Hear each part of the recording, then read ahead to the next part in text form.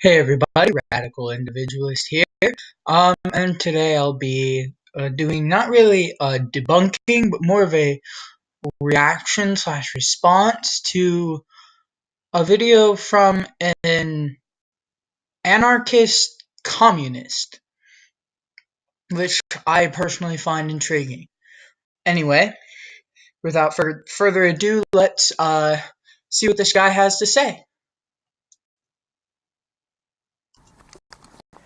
When people hear the word communism, they often imagine troubling images of Stalinist Russia and hard labour and think, yeah, I can't see myself advocating that. This is completely understandable because it's how a compassionate person would react if all they've heard about communism is that it happened in Russia and there was immense suffering. Well, to be fair, communism did exist in Russia and there was immense suffering. So they're not entirely unjustified in declaring their skepticism of the philosophy. Political elites in the Western world like to spread the lie that it's only possible to have their capitalist system, or failing that, USSR-style communism. And Marxist-Leninist elites like to spread this lie too. Follow the party, or keep suffering under corporate capitalism. I agree. There are a lot of different routes that we can take other than capitalism. Corporatism, not really capitalism. I can explain that if you want. That's all semantics, though. See, the current system which exists is a mixed system of socialism and capitalism, primarily capitalism, but with a mix of socialism, which makes it a corporatocracy rather than a pure capitalist system. I advocate a laissez-faire economy rather than a corporatocracy, but the system which currently exists is a centrally controlled corporatocracy rather than a pure capitalistic system. Virtually everybody ends up hearing these stories at some point or another, and so for most people, it's likely that if they hear someone saying that they're interested in anarchist communism, it just wouldn't make any sense to them. Well, anarchism doesn't make sense to a lot of people, and neither does communism. That doesn't necessarily make them wrong. Like, I'm open to all sorts of different ideas, so continue. In this video, I'd like to offer some insights into why I think anarchist communism is important for humanity. An anarcho-communist society has an economy run in accordance with the principle from each according to their abilities to each according to their needs. From each according to their abilities to each according to their needs. I don't necessarily disagree with this, but I do not believe that it is the right of certain individuals or collectives to assert their morality on others. Individuals should be allowed to do as they please as long as they're not harming others. So while I personally may believe this idea that from each according to their ability to each according to their need,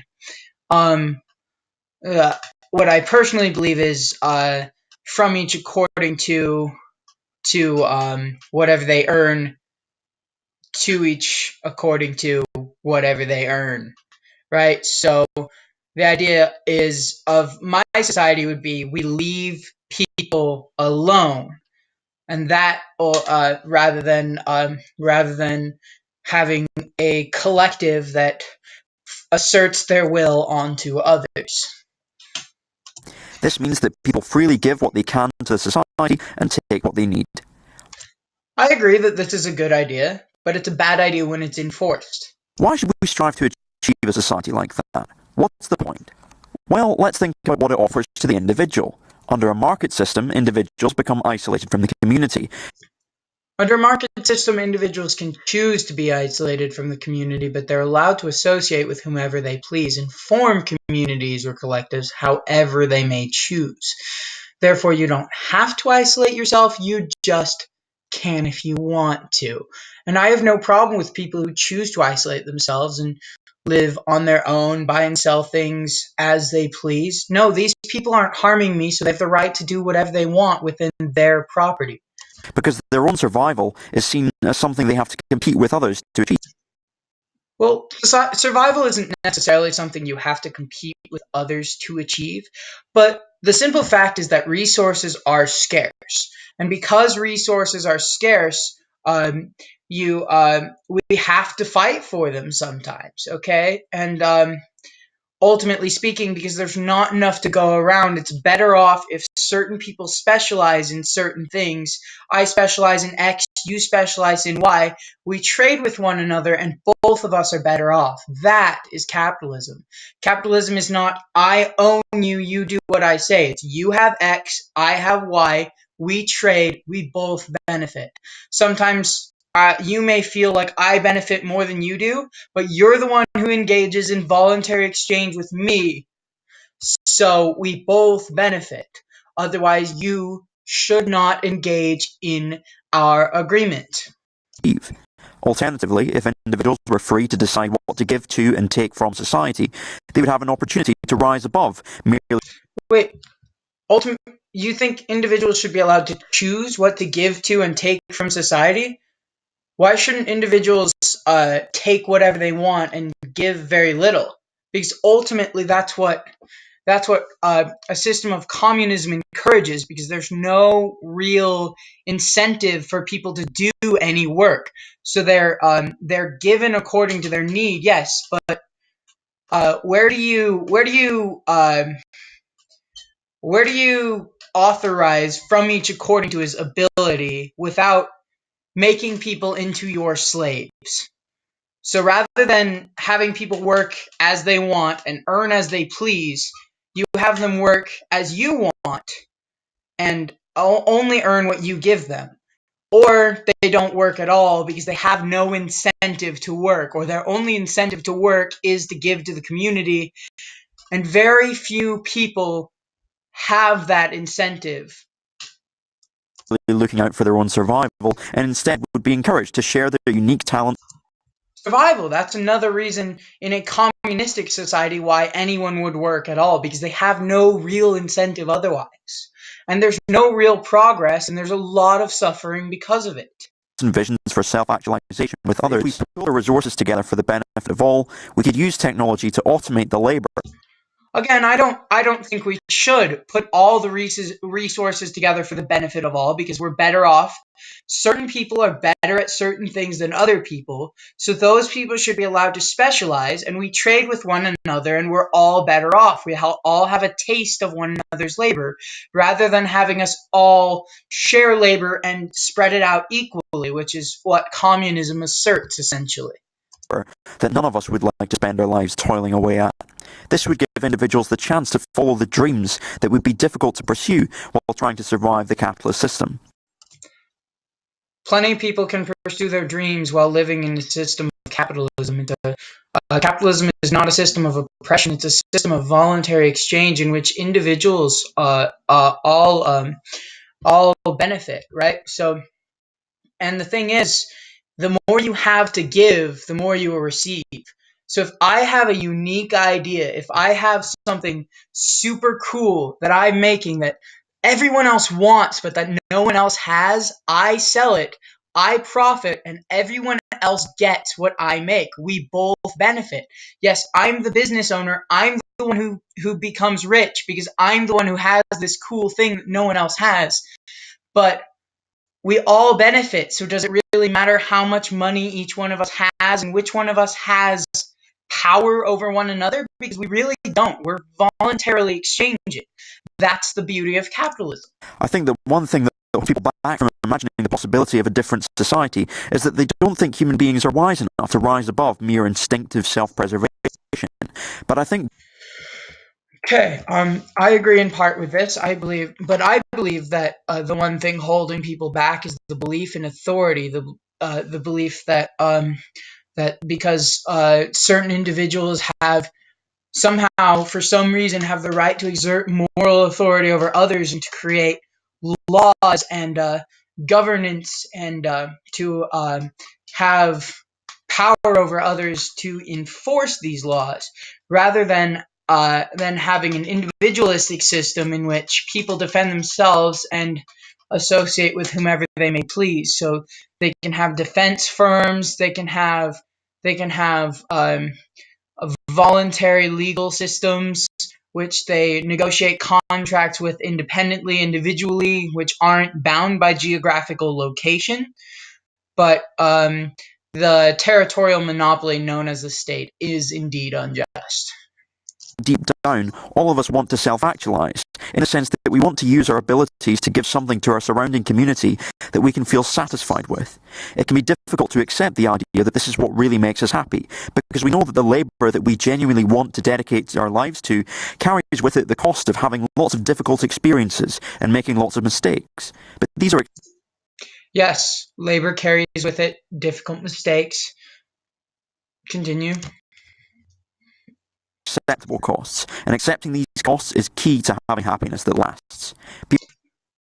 I think the one thing that that gives people happiness is not free stuff. Or for me personally, it's non-aggression. It's the fact that you don't assert dominance over me by threatening me with violence, and I don't do to you. You and I, in a state of pure anarchy, would only associate with one another on a voluntary basis. You and I would own ourselves. You and I would govern over ourselves and our own property. That's anarchism. People may cope mentally with the stresses of capitalism. Yes, capitalism can be a mental stress. Like, it isn't always. Like you can earn money on YouTube or acting. You can earn money doing what you love, and that's not stressful. I mean, it can be, but it's beneficial, right? So whatever you do, it benefits you. Or you can do nothing and receive no benefit. Ultimately, you have to work because resources are scarce. Or you can be a lazy ass, and why should you expect us to take care of you if you aren't giving us anything in return? Okay, I'll allow you to continue now. Trying to accept the difficulties that, for example, having a boss brings, and they might not... Having a boss isn't really a difficulty.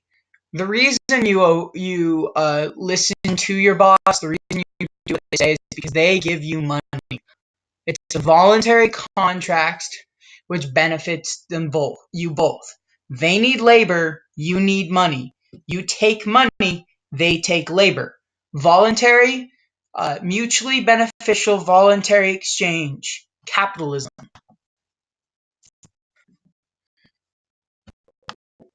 Want to fight against the system because they know how angry it would make them, and they can imagine that anger being difficult to cope with.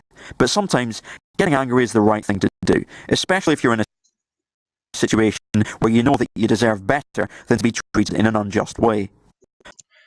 So he's saying being angry is just like, I don't disagree that it's okay to get mad sometimes.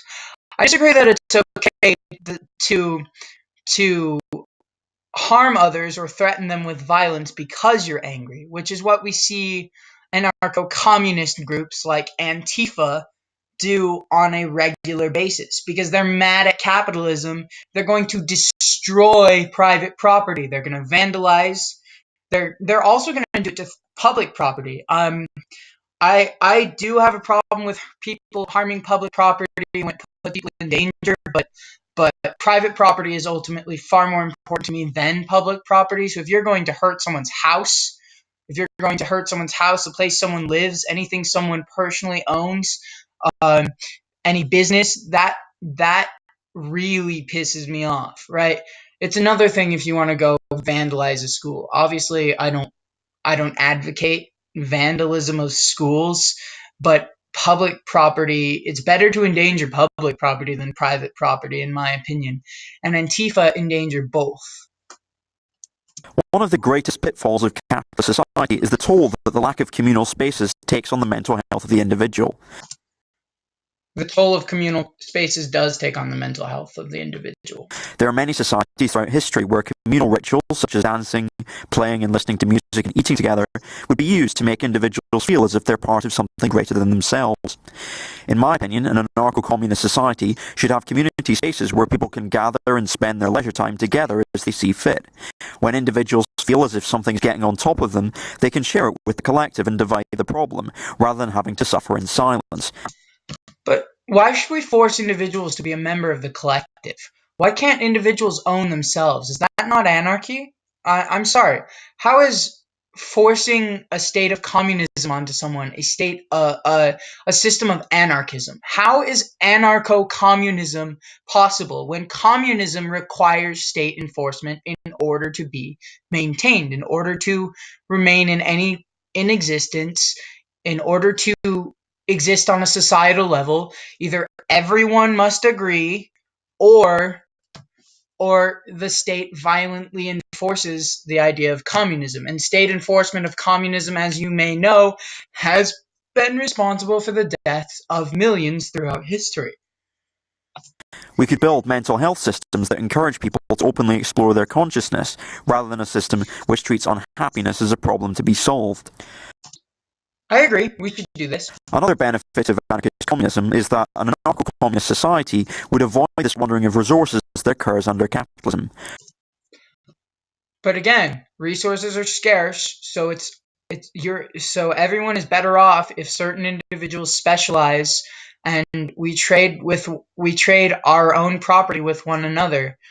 So either I do labor for you, or I have a unique idea to present to you, but we're all better off if we work with one another, rather than as a collective. We work.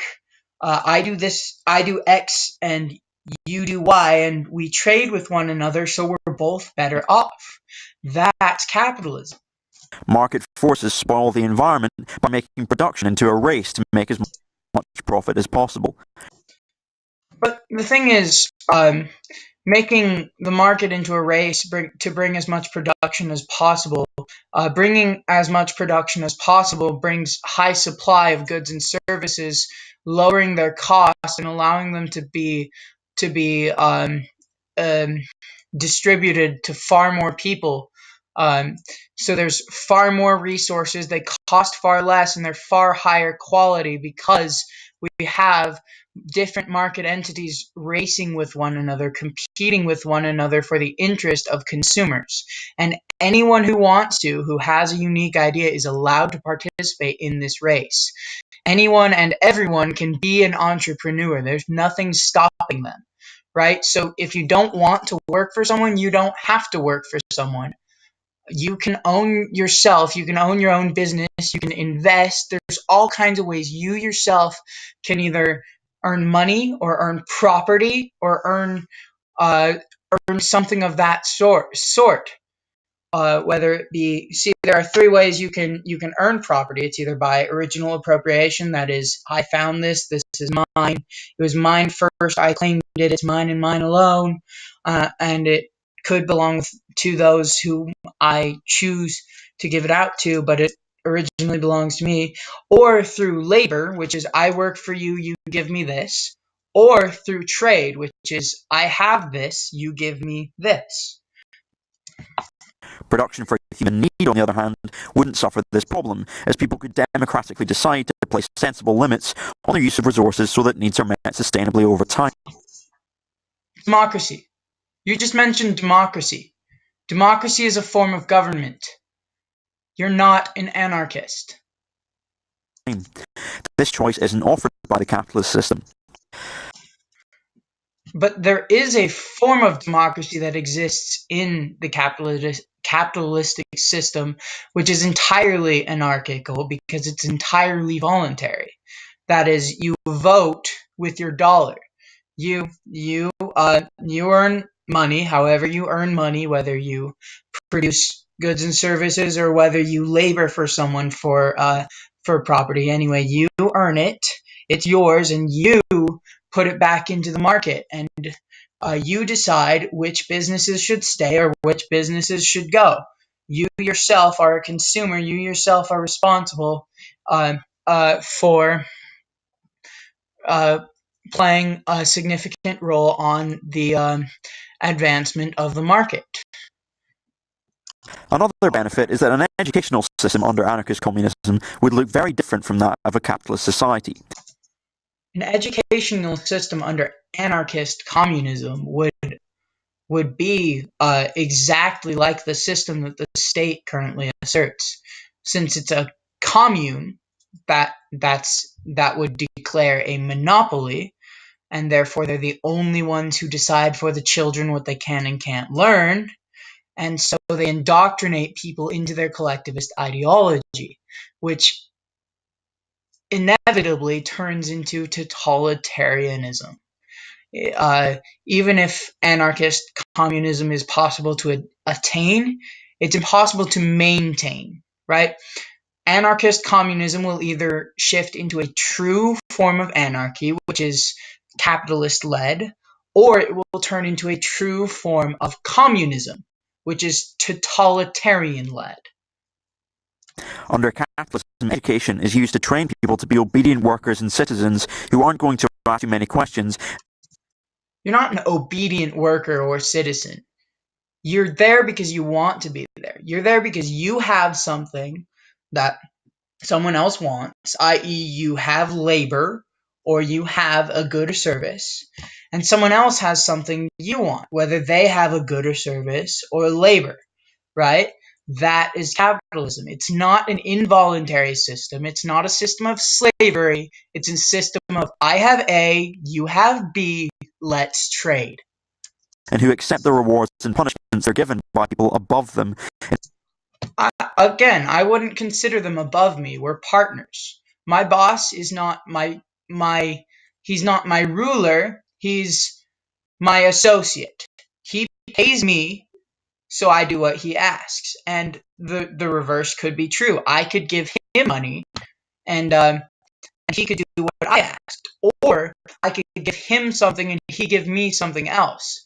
Like every day at work, I'm paid in tips, and I pay out my tips. I pay out my tips to the company, and in return, I get food. I work for a restaurant. Now, I don't need this food. I could pack my own. There's plenty of wild plants in my area if I want to be anyway, there are all kinds of things I could do, but I choose to give this company money because I want the food. See, it's I have X, you have Y, let's trade. Nothing involuntary about it, nothing slave-like about it. In positions of authority. Capitalism is not a system of authority. It's a system. The two parties are always equal. One may have more than another, but they can't attain more than the other unless they have more to offer. So, like, business owners are only rich because they have something unique, something that everyone else wanted.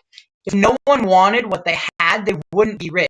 They wouldn't have all this money. They wouldn't have all this property because no one would buy if it wasn't what people wanted. It's voluntary exchange, right? It's not hierarchical It's not hierarchical until you allow the government to step in and regulate and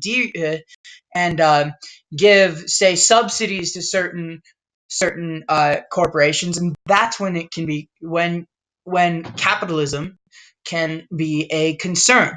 But otherwise, capitalism is not a state of slavery. It's a state of or an existence of, I don't like to use the word state, it's an existence of voluntary interactions between peaceful individuals.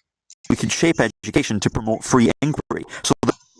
We should shape education to promote free thought and free enterprise, and of course the free market.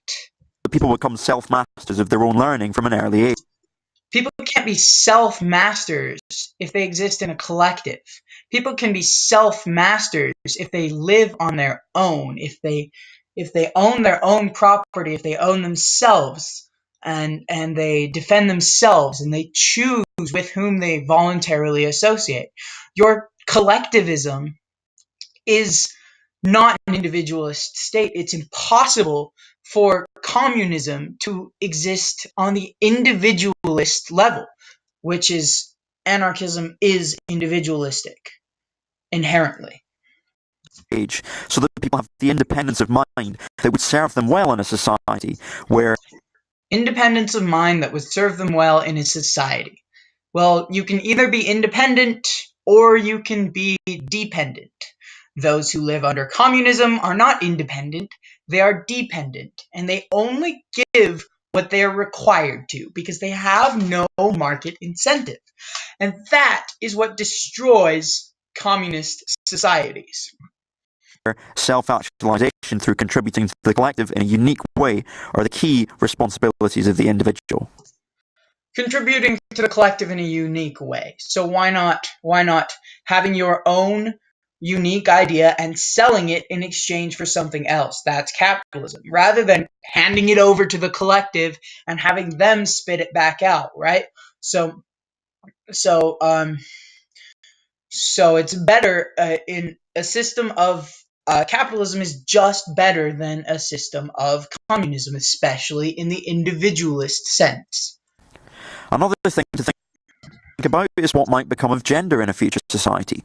Personally, okay, I've seen this before. Hear this guy just rant about gender and about global warming and stuff.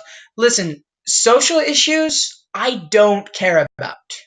Let me tell you that again. I have my own personal opinion on social issues, but I'm a believer in live and let live philosophy.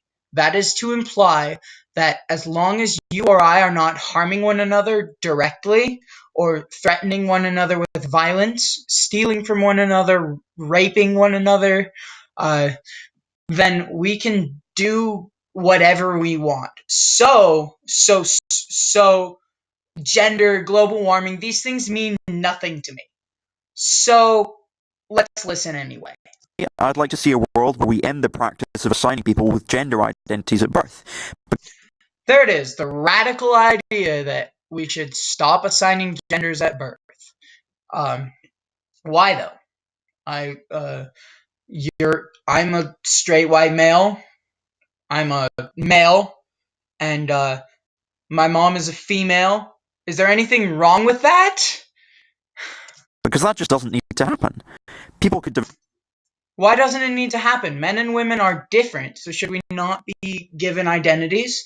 See, black and white I don't see as identity because there's no inherent difference between a black man or a white man. There is a difference between a man and a woman, whether it be by brain or by genital. There's a difference, and that is why we have gender.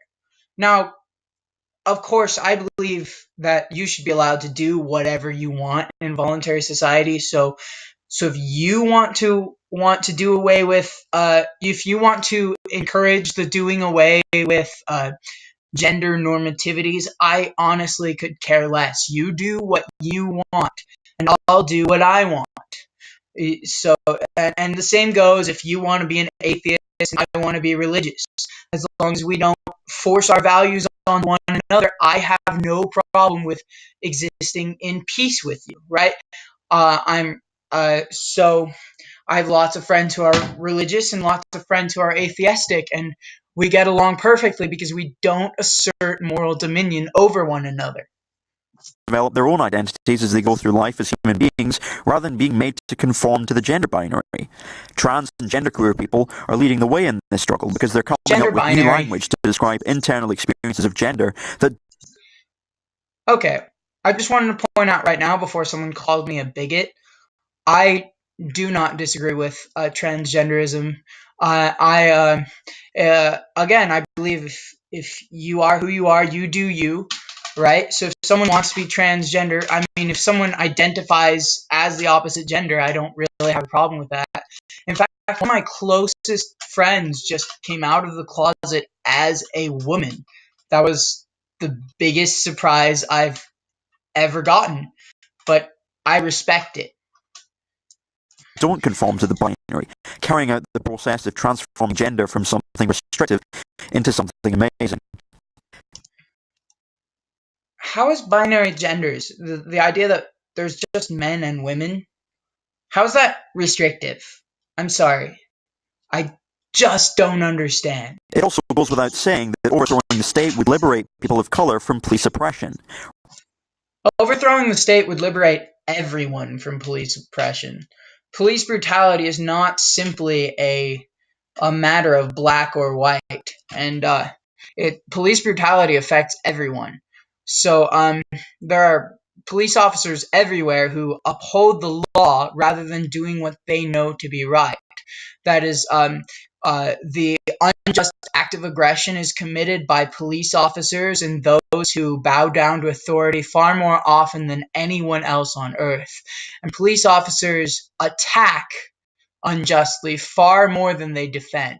Now, I would like to reform the police system so, in the abolition of the state, rather than having a police state, we have a society of competing defense firms. And rather than upholding the law, these defense firms would compete for your interest as private security. They would compete for your interest, and in the market system, and the best one would win, or the best ones would win, right? Protecting individual liberty is far better than upholding the law. Doing what you know is right for yourself and not committing the unjust act of aggression is far more important than doing what authority tells you is right. Racial justice on a global scale would entail overthrowing imperial systems of domination and uniting the working class across national boundaries. Resources could be redistributed so that communities that have been devastated by colonial systems could be given the chance to thrive.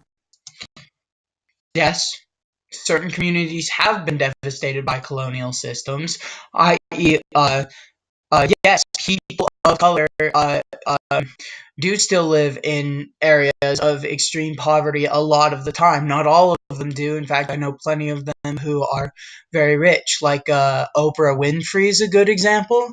But anyway, yes, a lot of people of color live in impoverished communities, and the primary problem with this is so yes, they received education after everyone else, so they're stuck down low. Another problem plaguing their communities and causing so much police brutality is the war on drugs, the law against specifically cannabis, and also addictive substances like cocaine and heroin. I believe that rather than treating people who are on these substances or have addiction to these substances, we should treat them like victims rather than like criminals, because they aren't hurting anyone. They themselves are in pain and they themselves need help. They don't need to be victimized. Another thing hurting these communities is the war on guns. That is, the Black America, suburbs with heavy restriction on guns, which are, yes, majority people of color and Latinos. Yes, these do have high crime rates because America, whether you like it or not, has an extreme problem with the black market. In fact, it's really, really easy to access the dark web without having the NSA know anything about it. So ultimately, outlawing guns does far more harm than good, and it's. But I do agree that abolishing the state would liberate a lot of oppressed groups, whether they be minorities or whether even straight white men such as myself would benefit from the abolition of the state, because I'm no longer being forced to give people money who I don't want to give money. Now I give people money who I want to give money. I have a friend who is extremely poor who I offer to help, and who I actually could, if the state would stop taxing me so much, I could donate to their college fund. I could give them a bunch of free shit, right? So it is ultimately the state that is the arbitrator of injustice. That is where you and I ultimately agree. Unfortunately, we're past the point where we can reverse global warming. The wiser stewardship of resources that would have made a difference. Global warming isn't something I really like. I can see the point, but I see no proof. And also, I'm curious to know how you could have defended global warming. Prevented global warming in anarchist society. That is to say, how could you have prevented this if you have no authority over people who are harming the earth? I agree, there are a lot of people who are harming the earth, and rather than coming at them with guns, we need to come at them as a concerned group of moral individuals, people who say, look, stop hurting the earth, right? And by participating in the free market, we encourage businesses as well to adopt more green ideas. We don't need to use aggression, nor do we need communism to allow this to happen. That seems like a rather radical idea, doesn't it? You need communism in order to stop people from destroying the earth, even though communism kills millions of people inevitably, because people in an existence of communism, people no longer have the incentive to work. Difference, production for need rather than profit, hasn't been achieved soon enough, and production for need rather than profit is actually a lot more common than you think. Like, take Bill Gates, for example.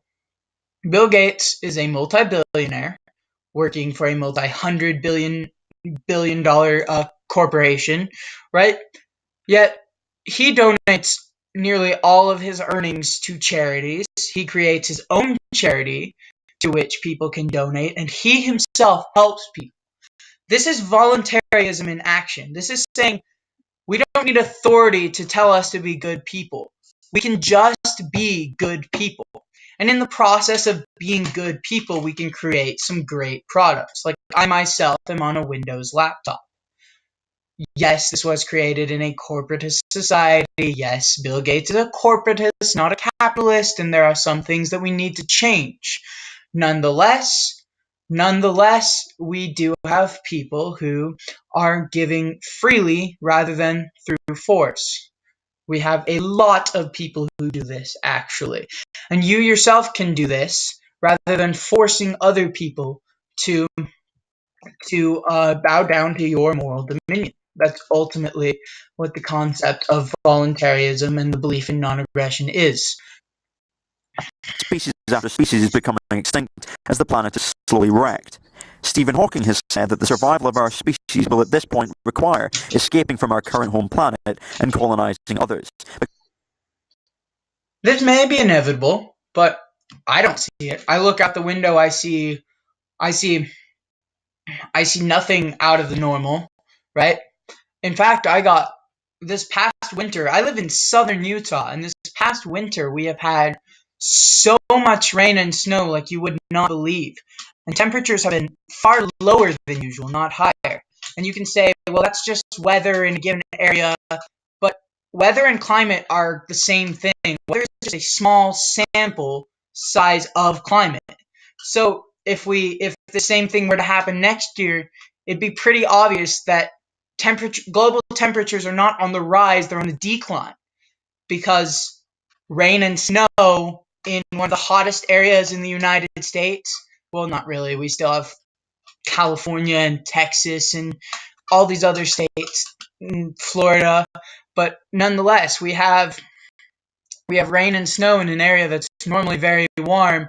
That's a pretty obvious sign that global temperatures, or at least temperatures in our given area, are cooling rather than warming. Because the future for Earth looks particularly grim. I agree.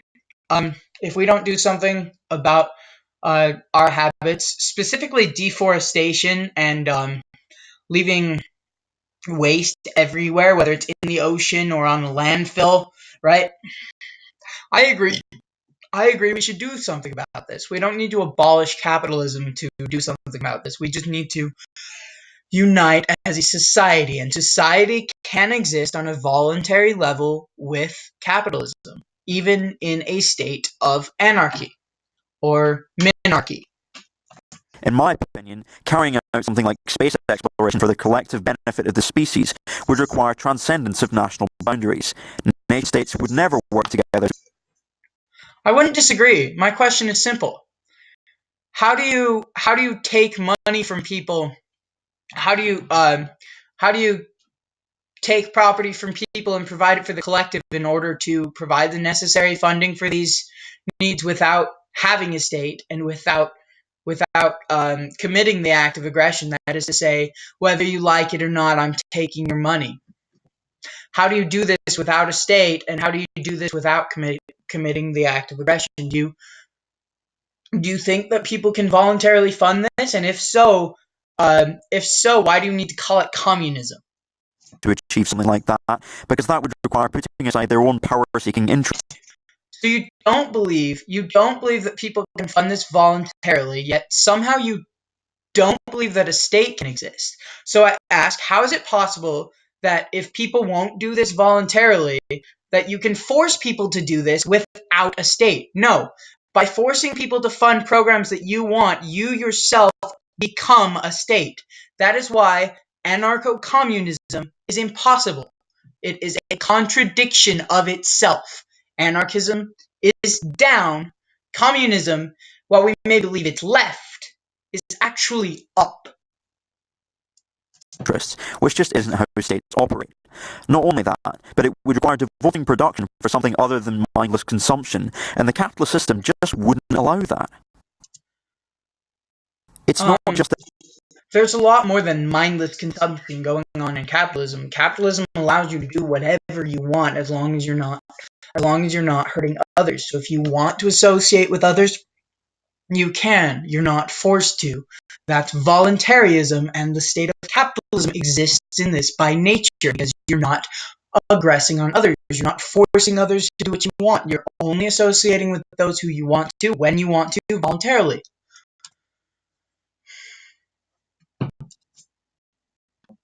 That an anarcho-communist society would liberate people from the shackles of capitalism, racism, patriarchy, and state. But our current circumstances capitalism, racism, species and overthrow the capitalism, racism, patriarchy, and the state. Enough said. Enough said. I agree we should overthrow the state. I don't see anything dominion about capitalism, and I don't see a patriarchy. I do see racism, and I do see the destruction of the state as a way to eliminate the possibility that a racist could ever attain power. I don't believe our current president is a racist. I don't believe our current president is a homophobe or a sexist. I do believe he's a xenophobe, because he has provided some pretty clear evidence that he is afraid of those who are foreign, those who don't enter within their system, those who aren't identified by the state. Those people are foreign. There's a pretty obvious fear within him of foreign individuals. That's xenophobia. I do agree that the president is somewhat xenophobic, right? Eliminating the state would eliminate any kind of oppressor from gaining power over individuals, because the moment you realize you own yourself, you are not obliged to bow down to a collective. The moment everyone realizes this, no state could ever attain power over these people. And the reason the state maintains its power is because they teach people for years and years, generation after generation, that they are the lawful system. That without them there would be mass chaos and destruction, but in reality, they are the chaotic ones. Institutions that are inhibiting the actions that may be necessary to our collective survival. Without it, collective survival. Again, you're a communist, not an anarchist. The future of humanity would simply continue on its current path of business as usual, and the political and economic elites across the globe would wage endless wars and squander resources. Meanwhile, the rest of us would be made to... How can political elites have any power over individuals if individuals own themselves, right? So in a system of voluntarism, where you only associate with whomever you please, no one has power. But in the system which you advocate, communism, you have to give someone power, right? Otherwise there's no enforcement of your ideals. right? You're the one who's asserting communism, which is collective ownership of the means of production.